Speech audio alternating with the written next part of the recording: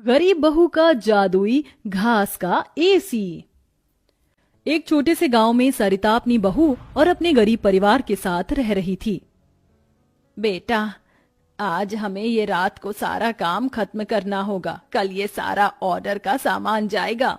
माँ, मैं तो कोशिश कर ही रहा था लेकिन घास ही खत्म हो गई। अब आप ही बताओ ना, मैं क्या करूँ? हमारे पास और कोई चारा नहीं है, हमें जंगल से और घास काट कर लानी होगी।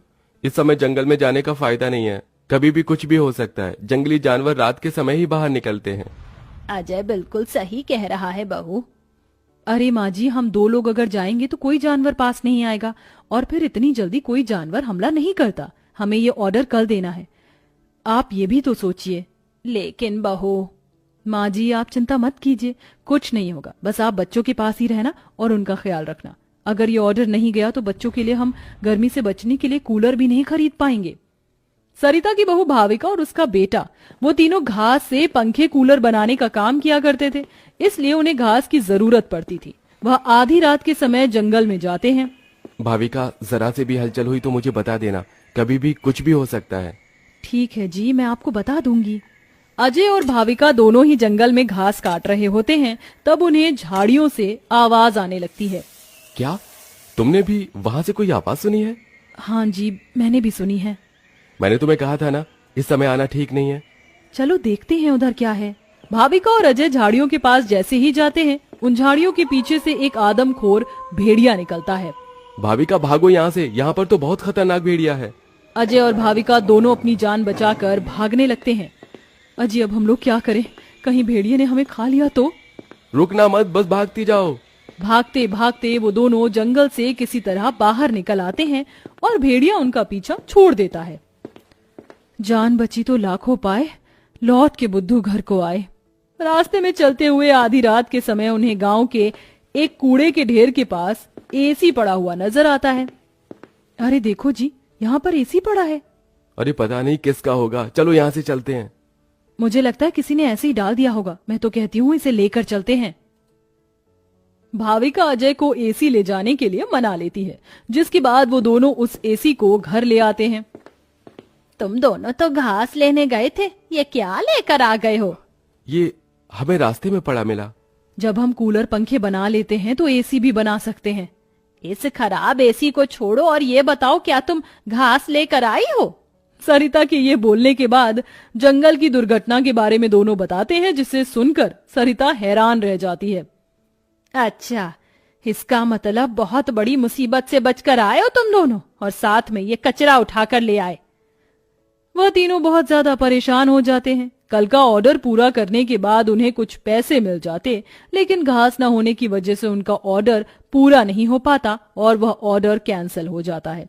अगले दिन उनके टूटे फूटे घर के अंदर धूप की किरणें आने लगती हैं, जिससे बहुत ज्यादा गर्मी हो जाती है।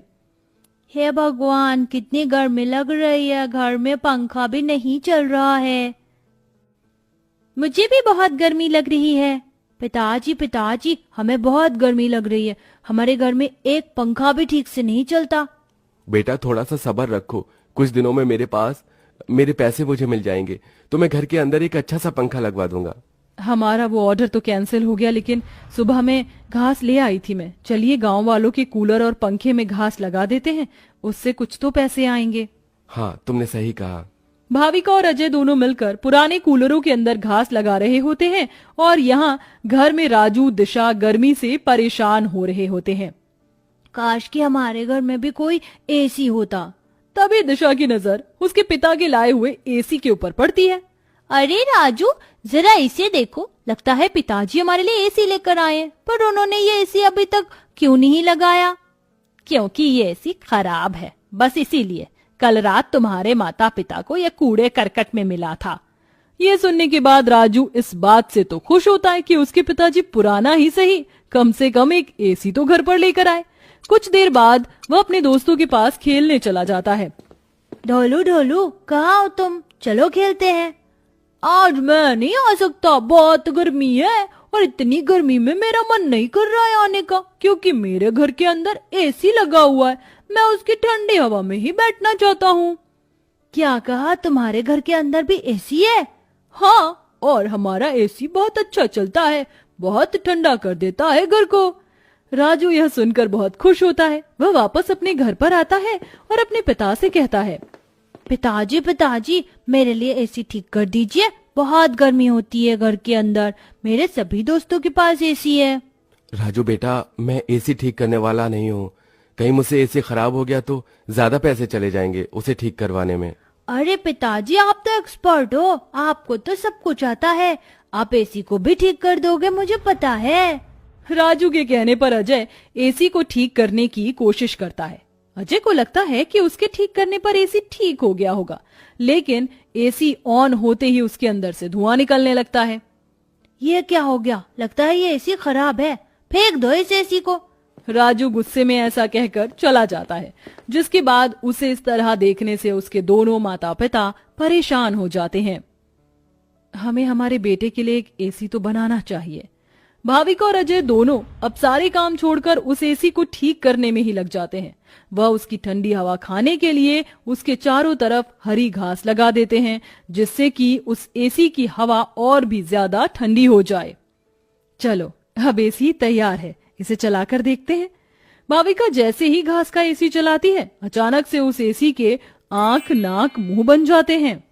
क्या बात है, तुमने तो मुझे बिल्कुल नए जैसा बना दिया है, लेकिन समझ नहीं आ रहा कि तुमने मेरे ऊपर ये घास क्यों लगाई है। एसी को बात करते हुए देख वो सभी डर जाते हैं। अरे हाँ, सॉरी, मुझे माफ करना, मैं अपने आप को इंट्रोड्यूस करना भूल गया। मैं एक जादुई एसी हूँ, मेरे पास परी लोक की शक्तियाँ हैं, मैं गरीबों की मदद करता हूँ और तुम्हें मेरी बहुत ज्यादा जरूरत थी, लेकिन मैं खराब होने की वजह से अपनी शक्तियाँ इस्तेमाल नहीं कर सकता था। तुमने मुझे ठीक कर दिया, उसके लिए तुम्हारा बहुत बहुत शुक्रिया।